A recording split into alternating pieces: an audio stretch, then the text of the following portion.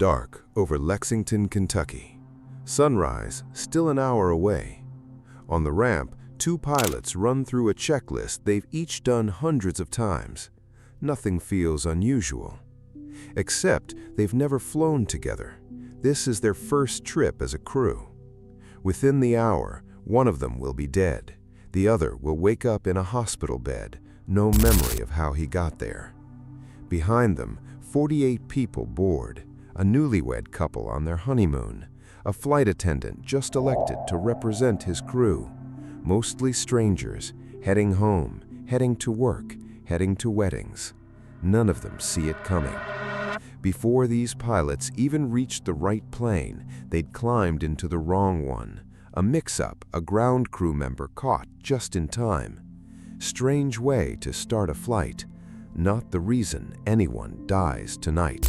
The real problem is still out there, in the dark, in plain sight. And the one man in the control tower, 17 years on the job, has never once seen an airliner do what's about to happen next. I won't tell you what that is. Not yet. Watch this the way investigators had to, one decision at a time, until you understand exactly how two careful, experienced pilots ended up somewhere neither of them meant to go.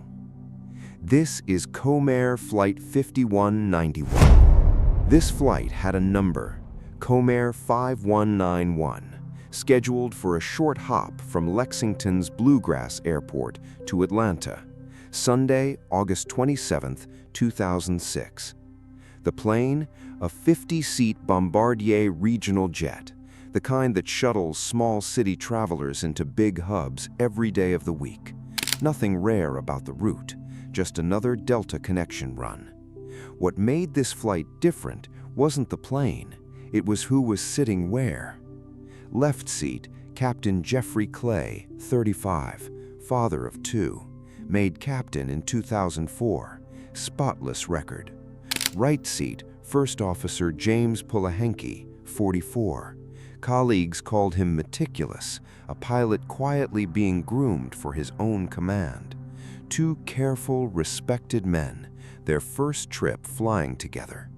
Behind them, flight attendant Kelly Heyer working his usual station, people heading home, heading out for the week, and one more, a pilot from another airline riding off-duty who chose a seat in the cabin instead of the empty jump seat up front. Nobody thought twice about it. Investigators would. Bluegrass Airport had one job that morning: send this jet down the runway it was assigned. Lit, marked, 7,000 feet long, well over a mile of pavement. On paper, the simplest part of the whole flight. Before any of this, before the checklist, before the mix-up on the ramp, there's a woman named Amy in Kentucky, married to a man she still calls an awesome dad. His last words to her weren't goodbye, they were an apology. I'm sorry you're alone with them so much. I'm sorry I'm not there more. That man was Jeffrey Clay, now sitting in the left seat of Comair 5191, a long way from where his story started. He'd captained his high school wrestling team in Vineland, New Jersey, studied economics at Rutgers, trained as a pilot at Comair's own flight academy in Florida, hired in 1999, made captain 5 years later. Colleagues who flew with him used the same words again and again without comparing notes: relaxed, competent, easy to be around. He and Amy built a life in Burlington, Kentucky, 2 young daughters by the summer of 2006. Clay was gone for long stretches most months, and still, by every account, a devoted father, the kind whose home videos with his girls would later get burned onto DVDs, something small and physical for 2 little girls too young to ever really remember him. This was who was flying the plane that morning, not a stranger in a uniform, somebody's husband, somebody's dad. 900 miles south, near Fort Lauderdale, First Officer James Polehinke had built a very different kind of life. Started flight training in 1995, flew for Gulfstream International Airlines as a Beechcraft 1900 captain and simulator instructor. Joined Comair in 2002, flying regional jets out of the Cincinnati base. He kept his charts out before anyone asked. His personnel file rated him superior across the board. More than one coworker said it separately. He was being groomed for a captain's seat of his own. The night before the flight, Polehinke had dinner at a hotel restaurant near the airport. A receipt in the investigative record shows food and 2 beers around 6:26 that evening, roughly 11 hours before his report time. Toxicology results after the crash found no trace of alcohol in his system at all. And it matters precisely because there's nothing to find there. By morning, 2 rested, sober, thoroughly competent pilots were walking toward the same regional jet, together for the first time, about to spend the next few minutes doing exactly what they'd each done hundreds of times before. Nothing in either man's record gave anyone a reason to expect anything different from any other Sunday departure. Minutes before 6 that morning, checklist nearly done, ground control cleared Comair 5191 to taxi to runway 22. On paper, simple. Follow the taxiway, cross one runway, line up on the next. Bluegrass Airport had spent years finishing a construction project. 1 week before this flight, part of the taxiway layout changed. The airport faxed a notice about it to Comair.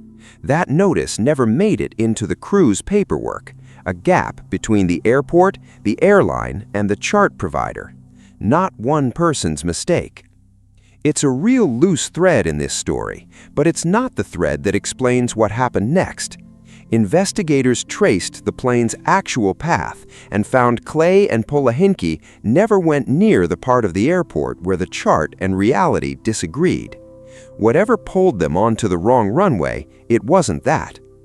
What was dark, unmistakably, was the runway itself. Investigators later repeated this same taxi route after dark, sitting in the same 2 seats. They found the far end of one runway essentially swallowed by darkness. No markings visible. Nothing but a few distant red obstruction lights breaking the black. And somewhere in the middle of that dark taxi, the conversation drifted somewhere it wasn't supposed to go. Federal rules, the sterile cockpit rule, require silence on anything but the flight itself below 10,000 feet. For about a minute, Clay and Polehinke talked about something else, jobs, nothing to do with the airplane rolling forward beneath them. An unlit stretch of pavement, 2 pilots mid-conversation about something unrelated. Neither one alone was an emergency. Together, in the dark, they were about to become something else. The taxi continued the way taxis always do, steady, unremarkable. Each man doing exactly what his training told him to do. Nothing in their pace or tone suggested anyone was rattled. If you'd been listening in, you'd have heard 2 competent professionals working through a slightly unfamiliar airport. The same calm call and response that had carried thousands of routine departures safely off the ground before this one. Here's a detail worth sitting with. The tower controller working that morning had been at Lexington for 17 years. In all that time, he'd never once seen an airliner depart from the runway Comair 5191 was about to use. The tower was staffed the way it usually was, by one person, covering a job the FAA's own internal policy said needed 2. One controller working ground and tower frequencies, a second working radar. Lexington wasn't supposed to be short-staffed that morning.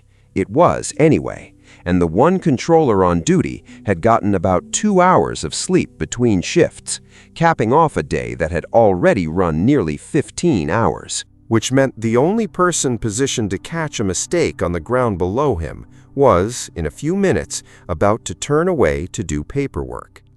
technically allowed, running on almost no sleep besides. Nobody in that cockpit knew any of this. They just kept taxiing. At the point where the taxiway split, Comair 5191 turned, not toward the runway air traffic control had actually assigned, toward a different one nearby, one the crew never meant to use. In the dark, at that exact junction, the two runway's hold short lines sat only a few hundred feet apart, close enough that the wrong choice looked for a moment almost identical to the right one. There was a way to catch it from inside the cockpit. Each man's primary flight display already showed a heading that didn't match the runway either pilot believed he was sitting on. A plain, visible mismatch right in front of both pairs of eyes. Neither pilot looked at it. Comair's own before takeoff checklist, as written that year, never told them to. Two capable, careful men running through the same routine they'd run hundreds of times. No personal reason on earth to think this time was different. There was also no other way to catch it. The regional jet had no screen capable of showing its own position on the airport's surface. No system built to flag that it was lined up somewhere it shouldn't have been. That technology existed elsewhere by 2006. It just wasn't standard equipment on this airplane yet. A gap the NTSB would spend considerable time examining afterward. Two experienced pilots trusting a checklist that didn't ask the one question that mattered. One aircraft with no way to ask it for them. None of the three failures was loud enough alone to make anybody stop and question where they were. Together, none of them needed to be. Taxi complete. Clay and Polehinke ran the last items on their checklist and requested clearance. The tower controller granted it without hesitation. Comair 5191 cleared for takeoff. Then, exactly as his job allowed, he turned away from the window, back to an unrelated task, a routine count of overnight air traffic. Nothing in his procedures required him to keep watching the runway once a jet was cleared, so he didn't. Inside the cockpit, the engines spooled up toward full power. The familiar sounds took over, the rising whine, the press of acceleration, the same calm call-outs pilots make on every takeoff. Partway through the roll, Polehinke said something almost offhand. Weird, this runway having no lights. Clay answered with one word, yeah. Neither man followed it up. The calls kept coming right on schedule. Airspeed alive, 80 knots, V1, rotate. What neither man's numbers accounted for was how much usable pavement was still out there, hidden past the edge of the headlights. Back in the cabin, none of that mattered yet. Seatbelts fastened. A few passengers had already closed their eyes for the short hop to Atlanta. A couple married less than a day earlier sat together, worn out and happy, already dozing against each other. Past a certain speed, a jet is committed. Slam the brakes now and you create a different danger. The only option left, throttles forward. Hope there's enough room and enough lift to get airborne before the pavement runs out. They kept the throttles forward. If you'd caught that one word, weird, would you have let it go too, trusting the numbers instead? Be honest in the comments. Then, let's find out what happened next. Right up until the very end, the cockpit voice recorder was still catching two men working the airplane the way they'd been trained. Then, in the last seconds, the tone changed. The rising alarm of a stall warning. Voices no longer calm. Then, the runway simply ran out. The jet struck an earthen berm a few hundred feet beyond the pavement, bounced briefly back into the air, tore through the airport's perimeter fence, plowed into a line of trees just beyond it. The fuselage broke into two main sections, both wings sheared away. Only the tail section, engines still attached, stayed mostly in one piece. What remained came to rest almost a third of a mile from where the runway had ended, in a horse pasture already burning.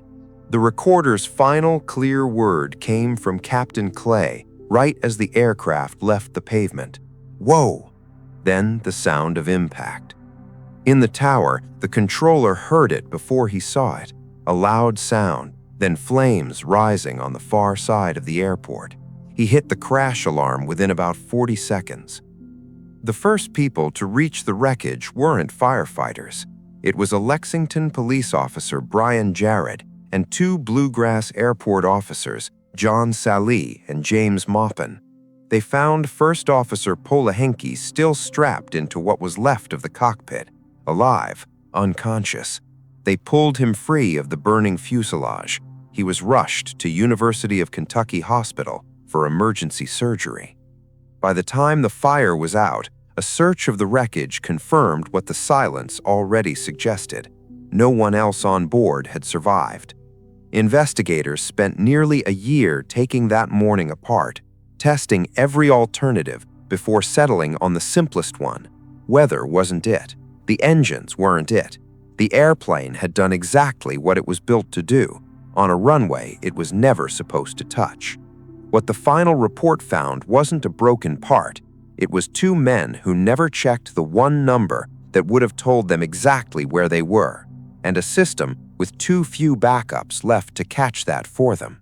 The NTSB's finding, the crew failed to confirm they were lined up on the correct runway before pushing the throttles forward.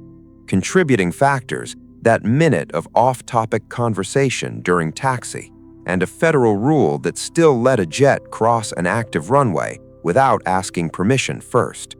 The chairman called it plainly, poor human performance, entirely preventable. What came after wasn't closure, it was adjustment.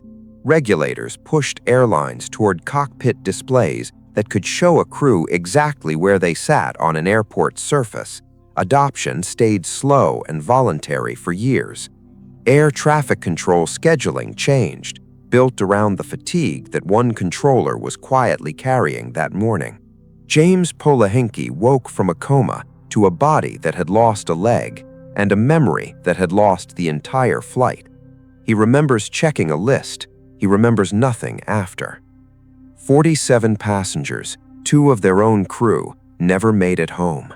Today, 49 metal birds rise on a hillside at the University of Kentucky, one for each of them, each holding something small a family member chose to leave behind. Was the system that let this happen ever really fixed or just patched? Tell me what you think in the comments. If stories like this, the quiet failures behind the loudest disasters, are what you're here for, subscribe. Another one's already waiting.